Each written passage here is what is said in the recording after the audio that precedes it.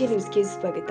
ಕರ್ನಾಟಕ ಕಾವಲು ಪಡೆಯ ವತಿಯಿಂದ ದಿನಾಂಕ 13/6/2025 ಗುಂಡ್ಲುಪೇಟೆ ಪಟ್ಟಣದ ಪ್ರವಾಸಿ ಮಂದಿರದಲ್ಲಿ ಗುಂಡ್ಲುಪೇಟೆ ತಾಲೂಕಿನ ಮದ್ದೂರು ಗ್ರಾಮದ ಬುಡಕಟ್ಟು ಗುರಿಚಿನ್ನ ಕಾಲೋನಿಯ ಡಾಕ್ಟರ್ ರತ್ನಮ್ಮನವರ ಸಾಮಾಜಿಕ ಸೇವೆ ಹಾಡಿ ಮಕ್ಕಳ ವಿದ್ಯಾಭ್ಯಾಸಕ್ಕೆ ನಿರಂತರವಾಗಿ ಸೇವೆ ಸಲ್ಲಿಸ್ತಾ ಇದ್ದು, ಇವರ ಸೇವೆಯನ್ನ ಗುರುತಿಸಿ ವಾಲ್ಮೀಕಿ ಪ್ರಶಸ್ತಿ ಹಾಗೂ ಜಾನಪದ ಸಾರ್ವಭೌಮ ಪ್ರಶಸ್ತಿ ದೊರಕಿದೆ. ಇದನ್ನ ಗುರುತಿಸಿ ಕಾವಲು ಪಡೆಯ ವತಿಯಿಂದ ಸನ್ಮಾನಿಸಿ ಗೌರವಿಸಲಾಗಿದೆ. ಈ ಸಂದರ್ಭದಲ್ಲಿ ತಾಲೂಕು ಅಧ್ಯಕ್ಷರು ಆದ ಎ ಅಬ್ದುಲ್ ಮಾಲಿಕ್ ಮಾತನಾಡಿ ರತ್ನಮ್ಮನವರ ಸಾಮಾಜಿಕ ಸೇವೆಯನ್ನ ಮೆಚ್ಚುಗೆ ವ್ಯಕ್ತಪಡಿಸಿದರು.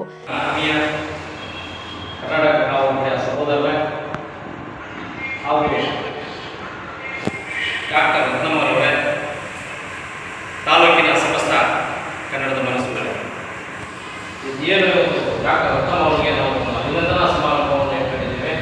ಗುಂಡ್ಲುಪೇಟೆಯ ಪಟ್ಟಣದ ಪ್ರವಾಸಿ ಮಂದಿರದಲ್ಲಿ ವಿಶೇಷ ಏನಂದರೆ ಕಳೆದ ವರ್ಷ ವಾಲ್ಮೀಕಿ ಪ್ರಶಸ್ತಿಯನ್ನು ಪಡೆದಿದ್ದರು ರಾಜ್ಯ ಸರ್ಕಾರದಿಂದ.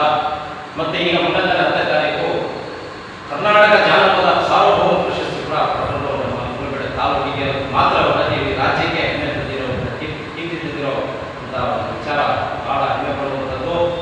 ಹಾಗೂ ಅವರ ಒಂದು ನಮ್ಮ ಈ ಗಡಿ ಭಾಗ ಕರ್ನಾಟಕ, ತಮಿಳುನಾಡು, ಕೇರಳ ಮಧ್ಯದಲ್ಲಿರ್ತಕ್ಕಂಥ ಈ ಗಡಿ ಭಾಗದಲ್ಲಿ ಗುಂಡ್ಲುಪೇಟೆ ತಾಲೂಕಿನ ಮದ್ದೂರು ಕಾಲೋನಿಯ ಶಂಕರಯ್ಯ ಮತ್ತು ದೇವಮ್ಮನವರಿಗೆ ಜನಿಸಿದ ಪುತ್ರಿ ಡಾಕ್ಟರ್ ರತ್ನಮ್ಮನವರು ಕಾಡಿನಿಂದ ನಾಡಿಗೆ ಬೆಳಕು ಚೆಲ್ಲುವಂಥ ಕೆಲಸವನ್ನು ಮಾಡಿದ್ದಾರೆ.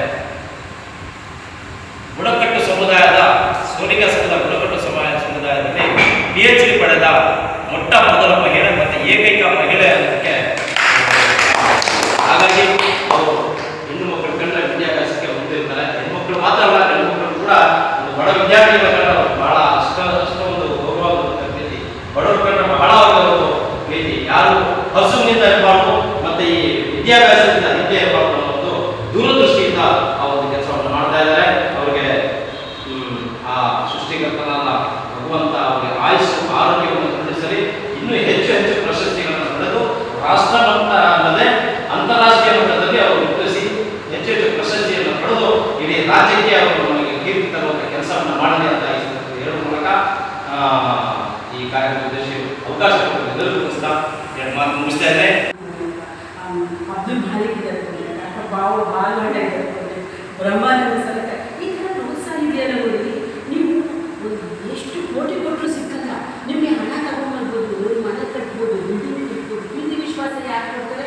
ಯಾರು ಕೊಡಲ್ಲ. ನಿಮ್ಮ ಮನಸ್ಸಿಗೆ ಬೇಜಾರಾದಾಗ ನಿಮಗೆ ಒಳ್ಳೊಳ್ಳೆ ಮಾತುಗಳನ್ನ ಕೇಳಿ ನಿಮ್ಮಲ್ಲಿರ್ತಕ್ಕಂಥ ಮನಸ್ಸಿನ ಕಾರ್ಯಗಳೆಲ್ಲ ಹೊರಗೆ ನಮ್ಮ ಮನಸ್ಸು ಪ್ರಫುಲ್ಲವಾಗುತ್ತೆ.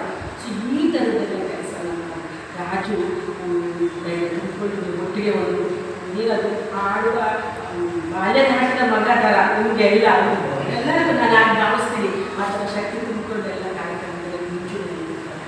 ಸೊ ಅವರಿಗೆ ರಾಜು ತುಂಬ ಧನ್ಯವಾದಗಳನ್ನು ತಿಳಿಸ್ತಾರೆ. ನಾವು ಇನ್ನೂ ಎಚ್ಚರಿಕೆ ನಿಮ್ಮೆಲ್ಲ ಸಹಕಾರ ಅವ್ರ ಮೇಲೆ ಇರಲಿ ಅಂತ ಹೇಳ್ತಾರೆ. ನಾನು ನಿಮ್ಮೂರಲ್ಲೆಲ್ಲ ಸಹಾಯ ಕೇಳ್ತಾ ಇದ್ದೀನಿ ಅಣ್ಣ.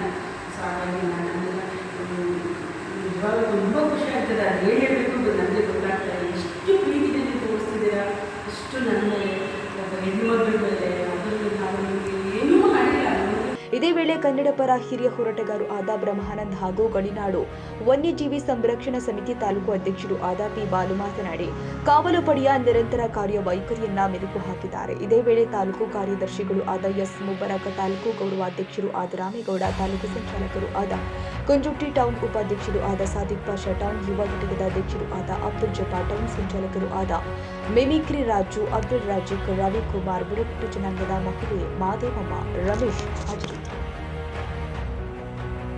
ಕನ್ನಡಿಗರ ಮೆಚ್ಚಿನ ನಿಮ್ಮ AJ 24/7 ನ್ಯೂಸ್ ಕನ್ನಡ ವಾಹಿನಿ ಇದೀಗ ಟಿವಿಯಲ್ಲಿ ಲಭ್ಯ. ಒಂದು ವೇಳೆ ನೋಟಿಸ್ ಕೊಟ್ಟಿದ್ರೆ ವಾಪಸ್ ತಗೋತೀವಿ. ಇವತ್ತು ವಕ್ಫ್ ಪ್ರಾಪರ್ಟಿ ಅಂತೇಳಿ ಬರ್ತದೆ ಅಂತ ಹೇಳಿದ್ರೆ ರೈತರ ಬೀಜಕ್ಕೆ ಬದಲು ಏನ್ ಮಾಡ್ಬೇಕಾಗತ್ತೆ? ಯಾರು ವೋಟ್ ಹಾಕಲಿಲ್ಲ ಅಂದ್ರೆ ಗ್ಯಾರಂಟಿನೆಲ್ಲ ಸ್ಟಾಪ್ ಮಾಡ್ಬಿಡ್ತೀವಿ.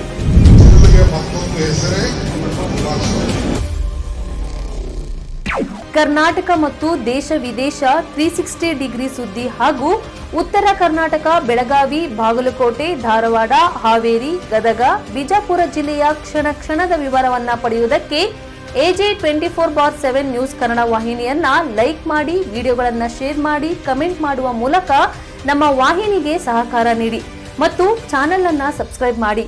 ಧನ್ಯವಾದಗಳು.